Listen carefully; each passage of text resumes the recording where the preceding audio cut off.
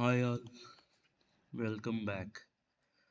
ఈ వీడియోలో మనం mega power star Ram Charan గారు and music director rock star Devi Sri Prasad గారు వీళ్ళిద్దరి కాంబినేషన్లో వచ్చిన మూవీస్ లిస్ట్ చూద్దాం.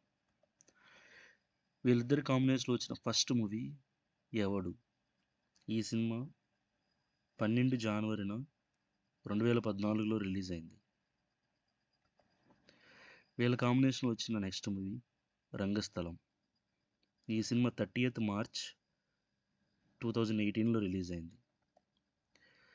దేవిశ్రీ ప్రసాద్ గారు అండ్ రామ్ చరణ్ గారు వీళ్ళ కాంబినేషన్లో వచ్చిన next movie third movie Vinaya Vidheya Rama. ఈ సినిమా 11th జనవరి 2019లో రిలీజ్ అయింది. వీళ్ళిద్దరి కాంబినేషన్లో మొత్తం 3 సినిమాలు వచ్చాయి. ఆ 3 సినిమాల లిస్ట్ ఏంటో మనం చూసాం. Thank you for watching. Have a great day.